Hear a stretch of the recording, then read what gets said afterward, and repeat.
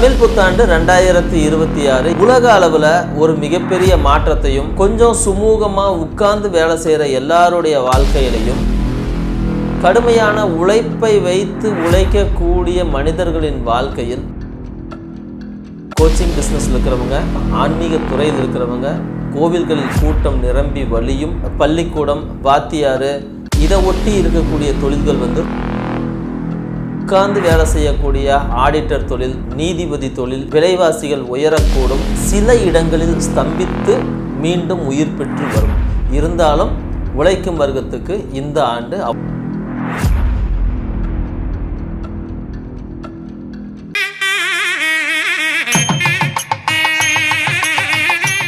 கடவுளர்கள் TV நேயர்களுக்கு வணக்கம். நான் சக்திதாஸ் ஜோதிடர். தமிழ் புத்தாண்டு 2026 எப்படி இருக்க போகுதுன்னு பார்க்க போகிறோம். 14/4/2026 அன்று வரக்கூடிய தமிழ் புத்தாண்டு உலக அளவில் ஒரு மிகப்பெரிய மாற்றத்தையும் சில ஏற்றத்தாழ்வுகளையும் உருவாக்கிக்கிட்டு தான் போகும் இந்த பிரபவ ஆண்டு. அன்னைக்கு இருக்கக்கூடிய கிரக நிலைகள் பார்த்தோம்னா, சூரியனும் சுக்கிரனும் மேசத்தில் இருக்காங்க, மிதுனத்தில் குரு இருக்குது, சிம்மத்தில் கேது இருக்குது, கும்பத்தில் சந்திரனும் ராகுவும் இருக்காங்க, மீனத்தில் சனி, புதன் மற்றும் செவ்வாய்னு எல்லா கிரகங்களும் ஒரு விதமான ஒரு காம்பினேஷனில் தான் உட்கார்ந்துருக்கு. இந்த காம்பினேஷன் உலக அளவில் இந்த தமிழ் புத்தாண்டுக்கு என்னென்ன விதமான நன்மைகளை உருவாக்கி தரப்போகுது, இல்லை என்னென்ன விதமான தீமைகளை உருவாக்கி தரப்போகுது அப்படின்னு பார்க்கும்போது, கொஞ்சம் சுமூகமாக உட்கார்ந்து வேலை செய்கிற எல்லாருடைய வாழ்க்கையிலையும் ஒரு விதமான ஏற்றத்தையே உருவாக்கி தரும்.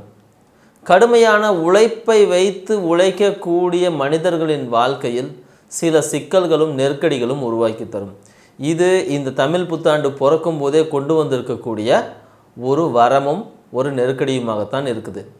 ஏன்னா இந்த வருடத்தின் ராஜாவாக குருவே வருகிறார், மந்திரியாக செவ்வாய் வருகிறார்.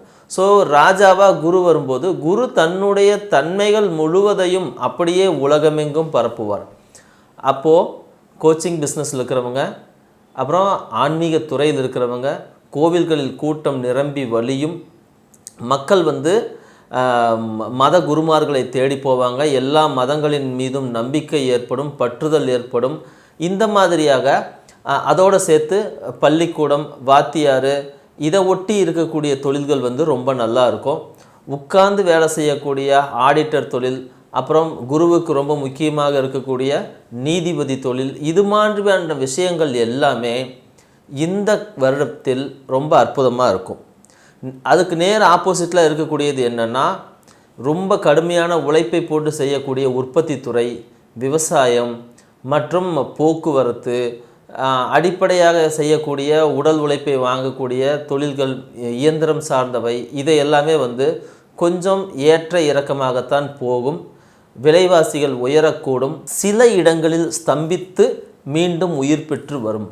இருந்தாலும் உழைக்கும் வர்க்கத்துக்கு இந்த ஆண்டு அவ்வளவு சிறப்பானதாக இல்லைன்னு சொல்லலாம். இந்த தமிழ் புத்தாண்டு விருச்சிக ராசிக்கு ரொம்ப நல்லா இருக்க போதா அப்படின்னு கேட்டால், ஆமாம். கடந்த 4 வருஷத்துக்கு 5 வருஷத்துக்கு அப்புறமா வரக்கூடிய மிக முக்கியமான மிக சிறந்த நல்ல காலம் எது அப்படின்னு கேட்டால், இப்போ வரக்கூடிய இந்த விருச்சிகத்துக்கு நடக்கக்கூடிய இந்த தமிழ் புத்தாண்டு, அதை ஒட்டி வரக்கூடிய 12 மாதமும் ரொம்ப அற்புதமாக இருக்கும். எப்படியெல்லாம் அற்புதமாக இருக்கும் அப்படின்னு பார்க்கும்போது, உங்கள் ராசிக்கு 9ஆம் இடத்துல குரு வரப்போகிறார். இவ்வளவு நாள் 8ஆம் இடத்துல நின்று பணம் வரும் போகும் அப்படின்ற இந்த சூழ்நிலை மாறி, இனிமே உங்களுடைய பேரு புகழ் வருவது மட்டும் இல்லாமல் நீங்கள் எதிர்பார்த்த விஷயங்களெல்லாம் உங்களை தேடி வர்ற மாதிரி, கிடைக்கிற மாதிரி ஒரு சூழ்நிலையை உருவாக்கும். அதுக்கப்புறமா ஒரு 6 மாதம் கழித்து இதே குரு உங்களுக்கு 10ஆம் இடத்துக்கு போகும்போது உங்களுடைய பேர் புகழ், நீங்கள் இவ்வளோ நாள் உருவாக்கின இன்ஃப்ளூயன்ஸ், இந்த விஷயங்கள் எல்லாமே அப்படியே காசாக மாறும். ஸோ எப்படி பார்த்தாலும் உங்களுக்கு இந்த வருஷம் ரொம்ப அற்புதமான ரொம்ப அருமையான காலம்தான். 10ஆம் இடத்துல இருக்கக்கூடிய கேது சில கோளாறுகளை பண்ணாலும் கூட நவம்பர் டிசம்பருக்கு மேலே அவரே அதனுடைய பிரச்சனைகள்லாம் தீர்த்துக்கிட்டு தொழிலில் மிகப்பெரிய லாபத்தை உருவாக்கி தருவார். 4ஆம் இடத்துல இருக்கக்கூடிய ராகு தாயாரின் உடல் நலத்தில் கொஞ்சம் கவனமாக வச்சுக்கணும் அப்படின்றத சொல்கிறாரு. முதல்ல 6 மாதம் அப்படிங்கிறது தாயாருக்கு கொஞ்சம் சிக்கலான காலங்கள் தான் அப்படிங்கிறத சொல்ல வருது. அது மட்டும் இல்லாமல் வீடு வாகனம் இது போன்ற விஷயங்களில் கொஞ்சம் கவனமாக இருக்கணும். பத்திரங்களில் கவனமாக இருக்கணும். வேறு ஏதாவது டாக்குமெண்ட் விஷயத்தில் கவனமாக இருக்கணும். படிக்கும் குழந்தைகள் உங்கள் வீட்டில் இருந்தாங்க அப்படின்னா அவங்க மேலேயும் கொஞ்சம் கவனமாக இருக்கணும். சில நேரங்களில் கொஞ்சம் மந்த புத்தி வருவதற்கு வாய்ப்பு இருக்குது. திடீர் அப்படின்னு சொல்லிட்டு குழந்தைகளுக்கு உடல் சரியில்லாமல் போகலாம். உங்கள் குடும்பத்தில் ஒருவர் எங்கேயாவது வெளியூரில் போய் எங்கேயாவது வேலை செய்கிறதுக்கான ஒரு சூழ்நிலை உருவாகலாம். வெளிநாட்டுக்கு யாராவது போகணும் அப்படின்னு விருப்பப்பட்டாங்க அப்படின்னா இந்த காலம் சூப்பரான காலகட்டம். கண்டிப்பாக உங்களுக்கு வெளிநாட்டுக்கு போகிறதுக்கு உடனடியாக வாய்ப்பு கிடைக்கும்.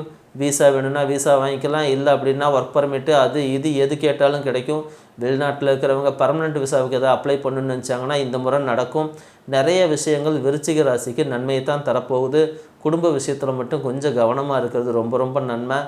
ஏன்னா இப்போ இருக்கக்கூடிய சூழ்நிலைப்படி உங்களுடைய லக்னத்துக்கு ஏழாம் இடத்தை சனி பார்க்குறாரு.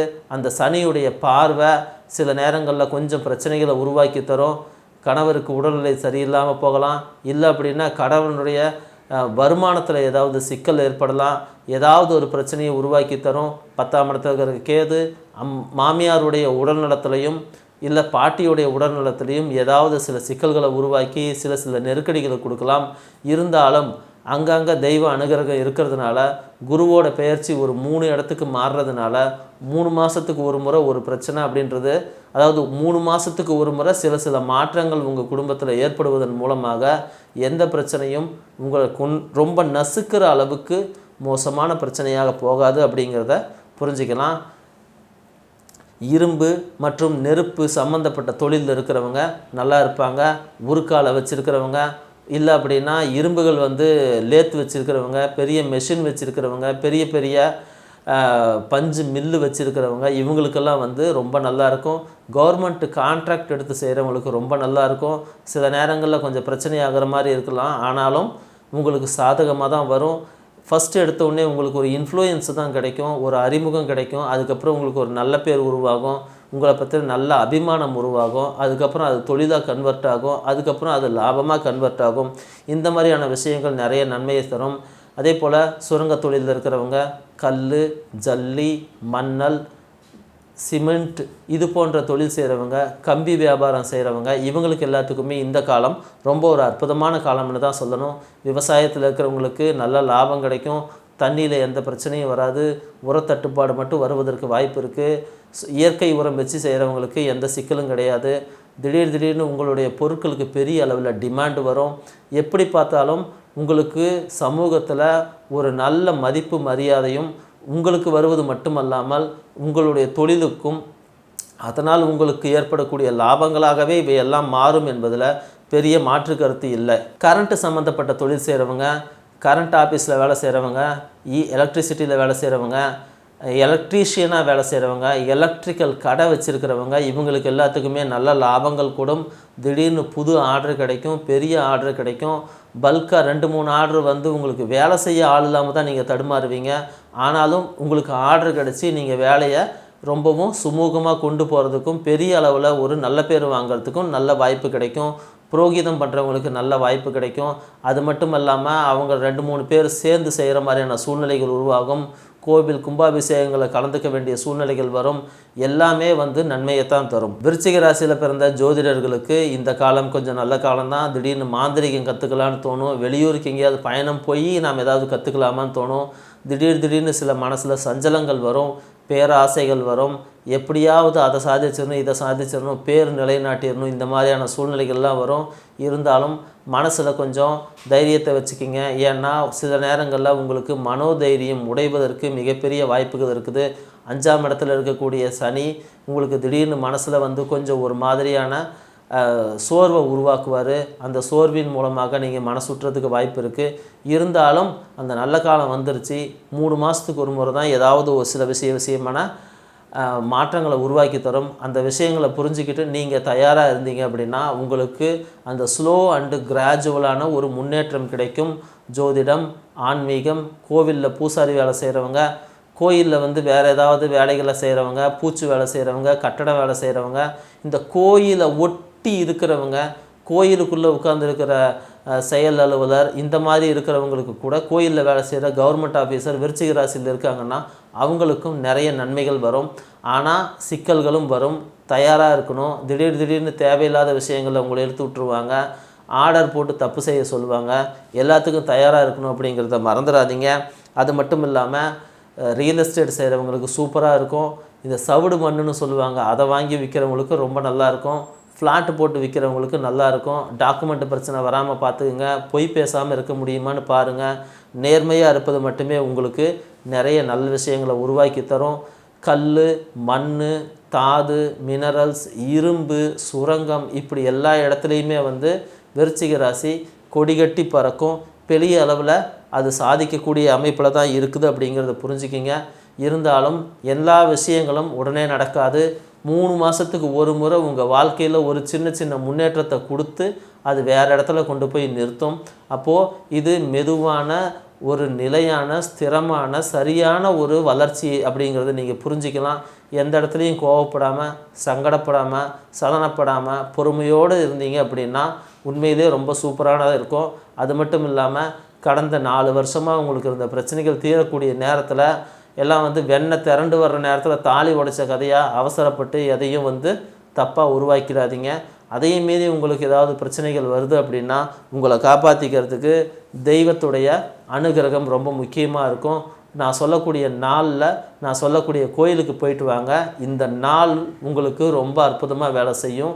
அது எந்த நாள்னா, தேய்பிறை சப்தமியும் பூரட்டாதி நட்சத்திரமும் ஒரு சேர வரக்கூடிய நாளில் நீர்நிலைகள் அருகில் இருக்கக்கூடிய எந்த ஒரு முருகனை வேணுமானாலும் நீங்கள் வழிபடலாம். அதன் மூலமாக உங்கள் வாழ்க்கையில் இருக்கக்கூடிய எல்லா பிரச்சனைகளும் தீர்ந்து நீங்கள் சுபிட்சமாகவும் சிக்கல் இல்லாமலும் அந்த தடை தாமதங்கள் நீங்கி உங்கள் வாழ்க்கையில் மேலே உயரப் போவதற்கு எல்லா வாய்ப்புகளும் உருவாகும் என்று சொல்லிக்கிறோம். மேலும் இந்த வீடியோ உங்களுக்கு பிடிச்சிருந்ததுன்னா சப்ஸ்கிரைப் பண்ணுங்கள், ஷேர் பண்ணுங்கள், உங்களுடைய கமெண்ட் பாக்ஸில் போடுங்க. நன்றி, வணக்கம். கடவுள் அருள் டிவியை பார்த்தமைக்கு நன்றிகள். மேலும் இது போன்ற தகவல்களை தெரிந்து கொள்ள கடவுள் அருள் டிவியை சப்ஸ்கிரைப் செய்யுங்கள். மறக்காமல் பெல் ஐக்கானை கிளிக் செய்யுங்கள்.